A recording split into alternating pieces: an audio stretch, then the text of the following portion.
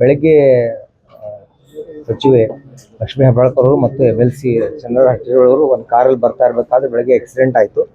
ಅವಾಗ ಅವರು ಬೆಳಗ್ಗೆ 6 ಗಂಟೆ ಅಷ್ಟೊತ್ತಿಗೆ ಹಾಸ್ಪಿಟ್ಲಿಗೆ ಬಂದರು. ನಾನು ಡ್ಯೂಟಿ ಮೇಲೆ ಇದ್ದೆ.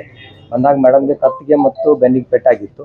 ಸಿವಿಯರ್ ಪೇನ್ ಇರೋದ್ರಿಂದ ಅವ್ರಿಗೆ ನಾವು ಅಡ್ಮಿಟ್ ಮಾಡಿ ಆ್ಯಂಟಿಬಯೋಟಿಕ್ಸ್ ಮತ್ತು ಪೇನ್ ಕಿಲ್ಲರ್ಸ್ ಕೊಟ್ಟು ಅವ್ರಿಗೆ ಪೇನ್ ಕಡಿಮೆ ಆದಮೇಲೆ MRI ಮಾಡಿದ್ವಿ. MRI L1 ಮತ್ತು L4 ಕಾಂಪ್ರೆಷನ್ ಫ್ರಾಕ್ಚರ್ ಇದೆ.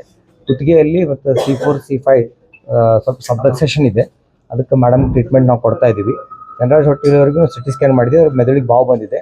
ಅದಕ್ಕೆ ಅವರು ಟ್ರೀಟ್ಮೆಂಟ್ ತೊಗೊಂಡು ಮನೆಗೆ ಹೋಗಿ ಬರ್ತೀನಿ ಅಂತ ಹೋಗಿದ್ದಾರೆ. ಅವರು ಬಂದು ಆಮೇಲೆ ಅಡ್ಮಿಟ್ ಆಗ್ತಾರೆ. ಇಬ್ಬರು ಚಿಂತಾಸ್ಥಿತಿಯೊಳಗೆ ಏನಿಲ್ಲ, ಎಲ್ಲರೂ ರಿಕವರಿ ಆಗ್ತಾ ಇದ್ದಾರೆ ಮತ್ತು ಅಂತ ಹೆದರುವಂಥ ಏನು ಕಂಡೀಷನ್ ಇಲ್ಲ.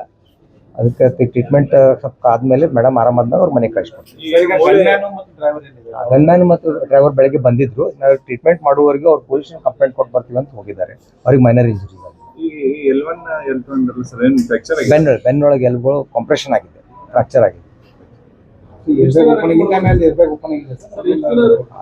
ಇರ್ಬೇಕು ಬಗ್ಗೆ ನಮ್ಗೆ ಗೊತ್ತಿಲ್ಲ.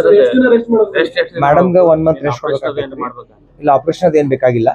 ಮೇಡಮ್ 1 ಮಂತ್ ರೆಸ್ಟ್ ತೊಗೋಬೇಕಾಗ್ತೈತಿ. ಚಂದ್ರರಾಜ್ ಅವರು ಒಂದು 8 ಡೇಸ್ ರೆಸ್ಟ್ ತೊಗೋಬೇಕಾಗ್ತದೆ.